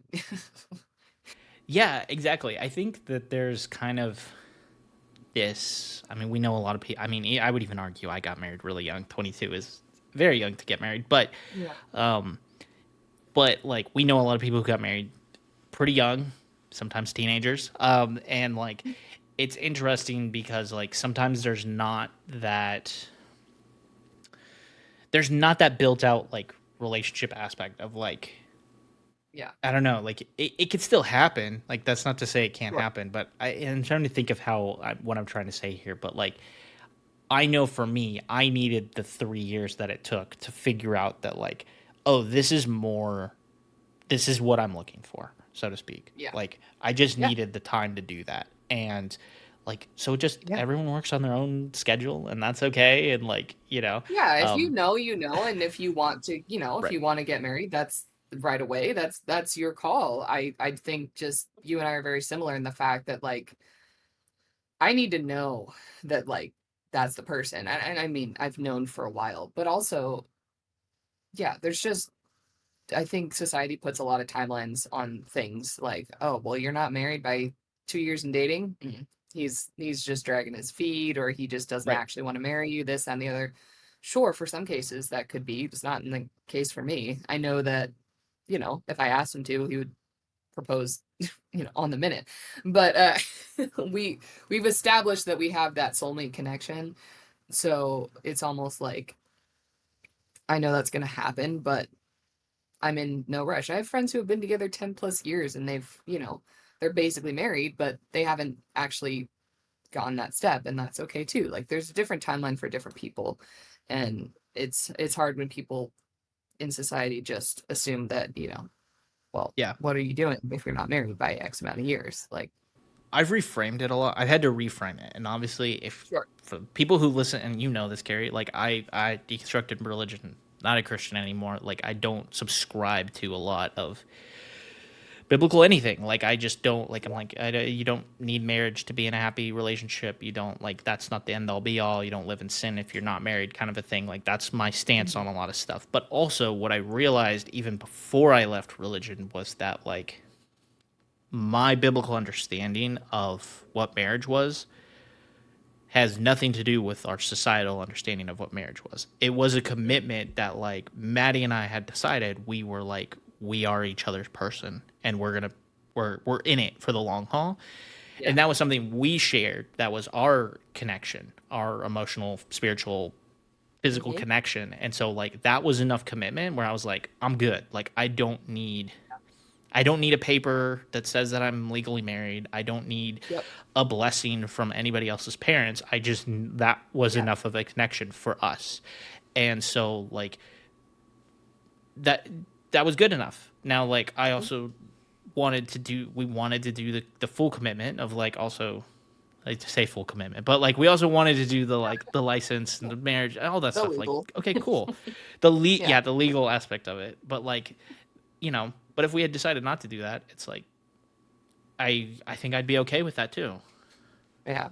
The theme I keep seeing come up in your podcast and just in conversations with people is the theme about purity culture and dating and what dating was like, or the concept of dating, I should say, not even dating, and how it had effects on us as adults. And I think that's important to Yep. talk about and bring to light because again, I'm not going to blame anything on the fact that I was homeschooled.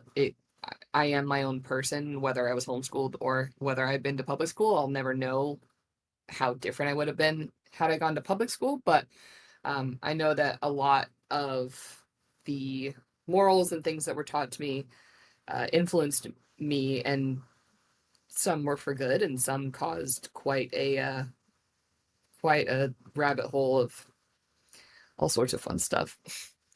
Yeah. I don't know what any of that Yep. even means, but Stuff we gotta. Yeah, we're still working through people. We're still still, working through it.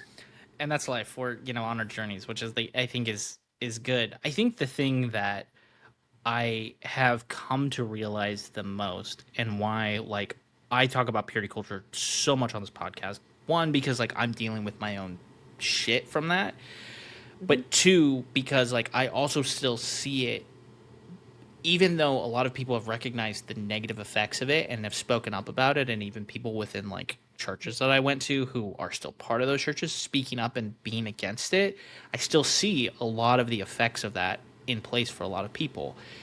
Mhm. And so that's why like I constantly am talking about, just like talk about these things. And like I even see older generations of people who like, I think the reason that like our parents didn't talk to us maybe so much about sex or relationships or anything like that was sometimes because like I don't even know that they knew what like what that looked like. And so even though they were in committed marriages, like they struggled, I think, with understanding maybe how to communicate what that I'm looked like. sure. And I'm sure that was hard. I could not yeah, imagine having to do that. Like, and you probably worry about too, like you don't want to give your kid like the green light to just like do whatever you want, like it doesn't matter, like. But there's I was talking to, um I mean, I've had them on the show, Stephanie Boy and Dr. Ches Levy. They've been on the show yeah. before. But like one of the things that I talked to them a lot about was the fact that they're like, um when we weren't given the tools that we needed, we sought them out other places. So, like, for instance, if my parents didn't talk to me about sex, well, what am I gonna get on Google and search? I'm gonna want to know what this is, right? I've heard Yeah. this term before. I kind of get it. What am I gonna look up?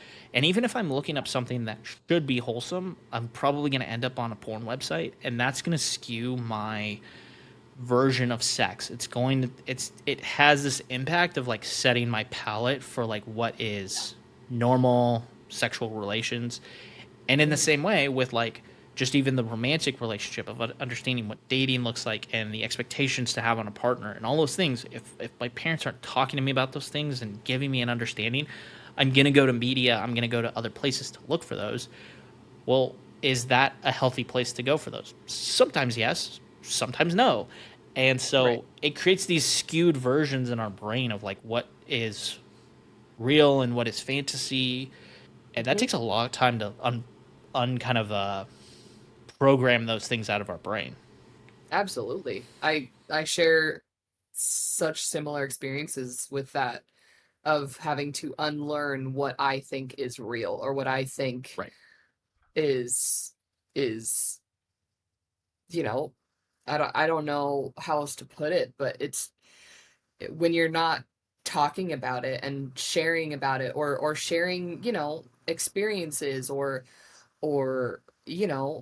just being open about these things, you're gonna get curious as a teenager, and you're gonna look other places. And granted, when I was younger, we didn't have as much access to the internet, but there are ways. And now I get super nervous for teenagers in this day and age, because technology is everywhere and porn Right. is everywhere, and it's so easily accessible. It's in the movies, it's in TV shows, and it's not doing a good job of showing you what reality is.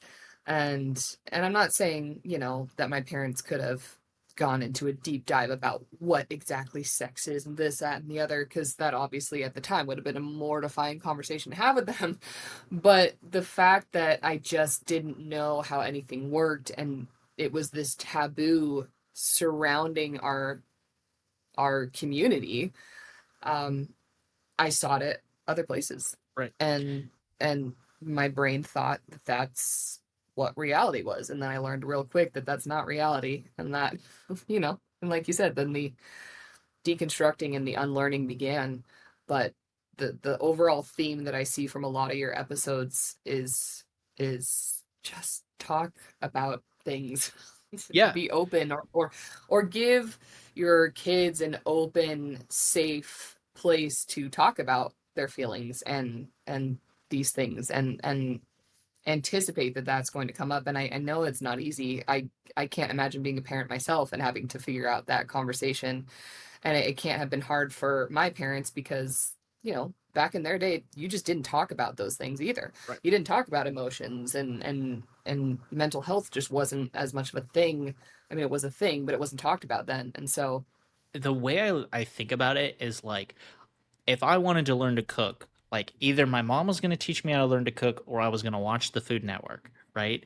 And like, now the Food Network is a great example of the fact that like I can actually learn a valuable skill, watching Rachel sure, Ray or Paula totally. Deen or whoever else is on there Yeah, now.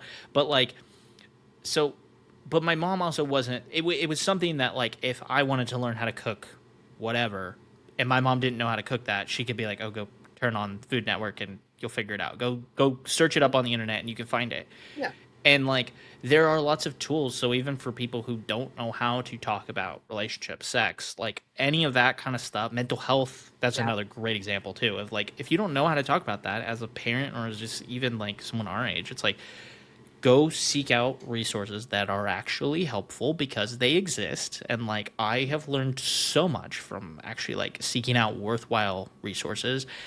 Hmm. And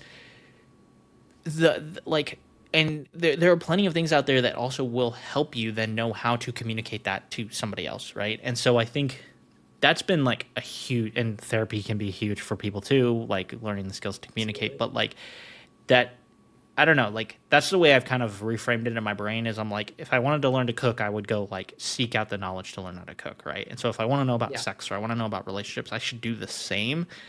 The difference is that like, and well, this is true with cooking too. There's a lot of bad advice out there. You got to like figure out what the good stuff is. And so for someone who's like coming up and a kid specifically, like being able to point them in a direction that's like, hey, here's actually like really good advice, as opposed Yeah.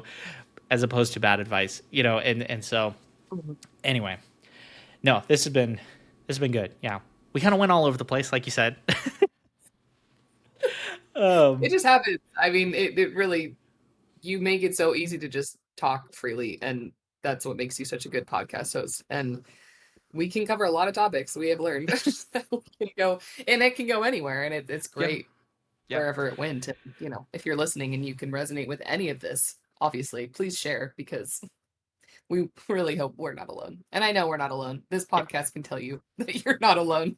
Yeah. Carrie, we are not alone. And we are not the alone generation either. That's the thing. Oh, Like, having now had conversations with people who were homeschool kids in '70s, '80s, and '90s, like, it, holy shit, like we are not alone in a lot of this thinking. And even now having conversations with homeschool kids that graduated in like 2020, like, and they're still going through the same thing. It's like that's wild to me. wow. So Wow. we're very much not alone in a lot of this. So I mean, for anybody who's listening or watching, whatever, is there stuff you weren't allowed to do, like stuff you weren't allowed to watch, listen to, read, dating? Was there other stuff you weren't allowed to do? Like I want to know. Drop it in the comments. Drop it. Shoot me an email, EXHS Club. Shoot me a DM on Instagram, Threads, TikTok, EXHS Club. But yeah, I mean, Carrie, if there's nothing else, I mean, this has been fantastic. I knew part two would be wonderful with you, anyways. But Oh, thank you. Yeah, no, I just hope that I can share openly and honestly my experience, and if it helps even just one person not feel alone or resonate with any of this, that makes my day. And, you know, um just I thank you for creating a safe platform to talk about it and to bring to light a lot of things that, sorry, my cat. Bring to light a lot of things that you know, we went through growing up yeah, homeschooled. well, you made me not feel alone. So that there you go. You're one person. Yeah. But I'm sure there will be more. So, like I said, thank you again. Thank you for coming on the show and coming Absolutely. back for part two. Anytime. I'm sure there will be a part three somewhere in the I'm future. sure. So, and probably not a Hopefully not year a from year now. out. Yeah, yeah. We'll Same, make sure. same, same. We'll make sure. Yeah. So, anyway, thank you once again. And to all the wonderful listeners, watchers, consumers of this podcast, thank you for sticking around. Hopefully, you stuck around this long. I mean, we're almost at 2 hours at this point, and I know it's going to be trimmed down just a little bit, but you get the real Sure. raw conversation. So, hopefully, you enjoyed it as well. And if you did, do all of the internet things that you know how to do, like, subscribe, share it with a friend, leave a comment, all of this stuff. You know what to do. Okay, we are 2025. We have had the internet for long enough at this point. You know what to do. So please just do it. Yeah, until I see you next. All right. Peace.